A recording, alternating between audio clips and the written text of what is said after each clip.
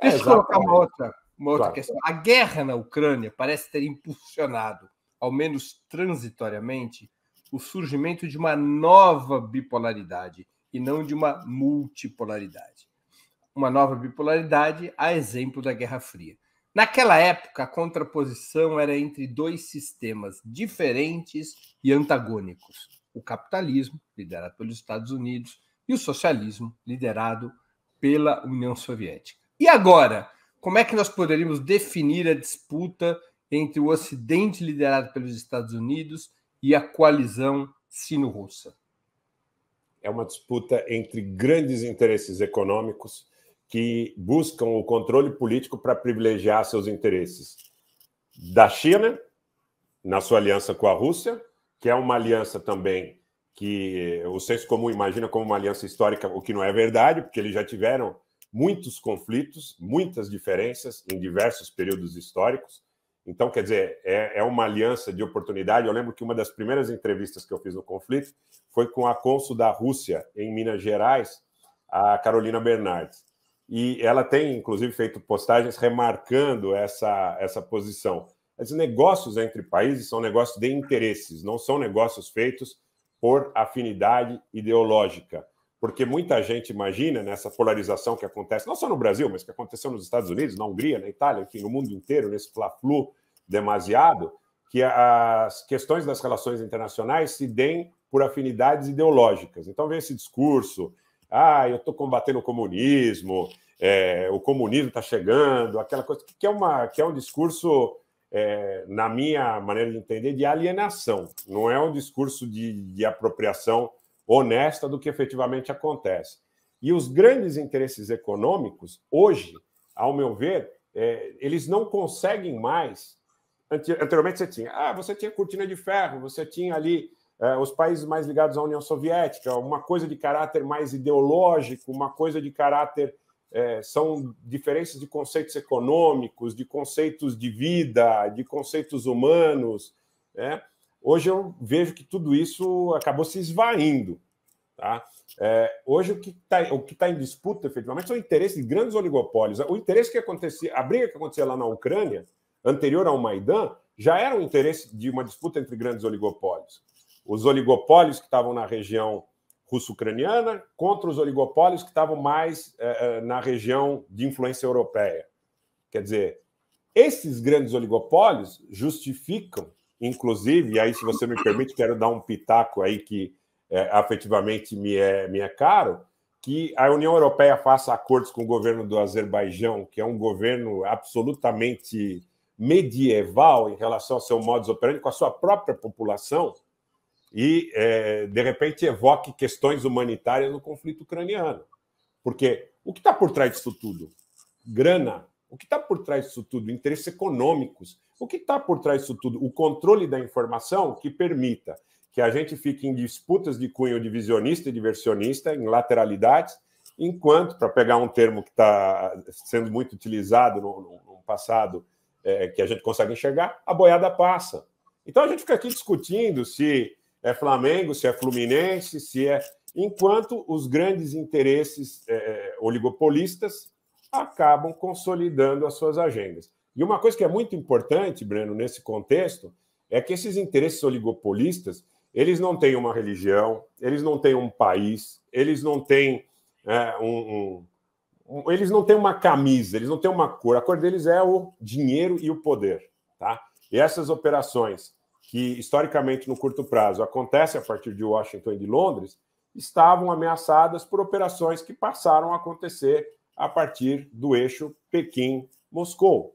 E eu acho que o mundo está à beira de um precipício, porque a gente está vendo uma disputa interestatal, mas é uma disputa interestatal que muito representa, se sim evoca passados, dignidade, honra, questões milenares, questões religiosas, questões étnicas e tudo isso, mas que esconde atrás disso tudo uma grande disputa em relação a quem vai ficar com o poço de petróleo, a quem vai ficar com as reservas de minério, a quem vai dar as cartas para que o Parlamento Europeu possa ir em uma ou outra direção quando os assuntos lhe forem afeitos. A realidade é assim, eu vivi muito tempo no meio empresarial, né, na indústria de transformação, hoje a gente está na área da construção civil majoritariamente. Tá? mas eu via como que as coisas aconteciam em relação a esses setores oligopolizados no trato que eles tinham, por exemplo, com a indústria de transformação, Breno. Eles decidem quem vai vender para quem vai comprar de quem vai fazer o quê, que barreiras sanitárias, fitossanitárias, que barreiras não tarifárias vão ser instituídas em determinada agenda, por exemplo, de uma cooperação entre países. Esse é o grande ponto. Esse controle que esses setores oligopolizados e cartelizados têm, e a disputa que eles travam, muitas vezes, levando estados nacionais a cumprirem suas agendas, pelo menos assim eu entendo, para se contraporem a outras agendas. Você sintetizaria, então, se eu entendi direito, que, ao contrário da Guerra Fria 1.0, a 2.0 representaria a transição de uma disputa sistêmica para uma disputa econômica. Sim, é isso que eu percebo. Em relação a, por exemplo, a questão do petróleo, a questão da mineração, e aí, de novo, eu vou querer remeter um pouquinho para que a sociedade brasileira reflita em relação ao que foi a Operação Lava Jato. A Operação Lava Jato ataca símbolos nacionais. Petrobras, Banco Nacional de Desenvolvimento Econômico e Social, que se tornou a GNI do Brasil. Por que atacar o BNDES? Claro, se você tem corrupção no BNDES, puna-se o CPF, o corruptor. Vamos punir essa cultura. Vamos punir. Vamos legalmente perseguir de maneira justa, decente, respeitando o arcabouço jurídico, respeitando um valor verdadeiramente civilizacional. Ok, não tem problema nenhum. Eu acho que é o que toda a sociedade ambiciona. Agora, como é que a China sai para a construção de matriz tecnológica para se tornar um país que é mais do que fabricante de produtos de segunda ou terceira linha para ser capaz de construção de matriz tecnológica? Com banco de fomento. A China tem dezenas de bancos de fomento. Então, quer dizer, você vai trabalhar contra a ideia de porque o Brasil investiu em Angola, porque o Brasil investiu... Não, o Brasil... E não só a China, não é? Os Estados Unidos têm o Exim Bank, ou seja, ele vende o produto com crédito. Então, como é que você vai concorrer?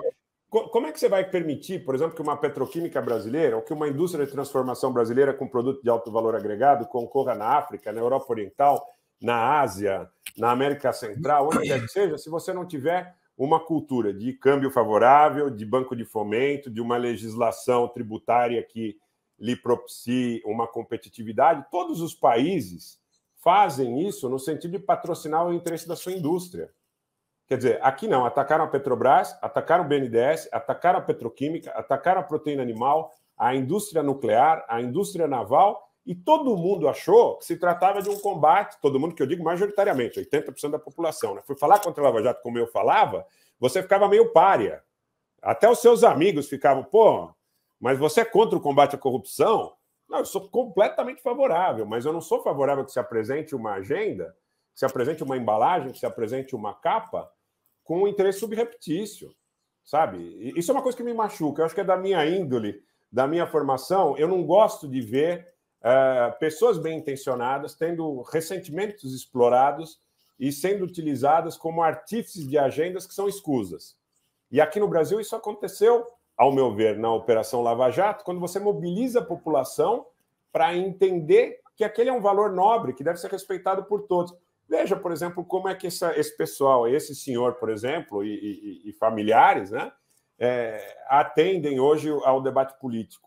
Eu tenho um amigo comum, Breno, vou cometer aqui uma inconfidência, se você me permitir. Eu tenho um amigo comum que conhece esse senhor também de perto. E inclusive, esse amigo comum, muito próximo de um grupo que tentou viabilizar a candidatura dele. Ele disse, olha, a gente tentou de tudo, mas ele é muito fraco. Quer dizer, os próprios artífices do que seria a campanha dele, dizendo, não tem a menor condição. E esse cidadão foi alçado à condição de herói nacional. Para mim, tudo isso está muito envolvido, eu não sei se é coincidência, mas o grupo que eu apoio majoritariamente carrega no perfil a bandeira da Ucrânia.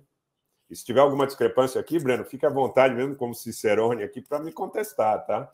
Porque eu sei que uma das suas características principais, acompanhando um pouco o seu trabalho, é essa sua savoir-faire, essa sua empatia e generosidade. Mas se não concordar, fique à vontade para descer o rei. Eu acho o seguinte, que esse pessoal carrega a bandeira da Ucrânia no perfil, tem muitas vezes pautas identitárias que são de cunho absolutamente divisionista e não são de cunho de efetiva promoção de inclusão e de reparo de eventuais injustiças que não podem ser descartadas, mas é um pessoal que está muito alinhado na defesa de interesses muito próximos a esses que foram empregados nas primaveras árabes, nas revoluções coloridas. Agora, além da bandeira da Ucrânia, perceba que agora, além da bandeira da Ucrânia, eles colocaram a bandeira de Taiwan. Exatamente. Eu não quis expandir muito essa... A bandeira de Taiwan agora está do ladinho da bandeira da Ucrânia. E sempre dos Estados Unidos ali presente, com o maior concurso de manifestação de cunho civilizacional. Né?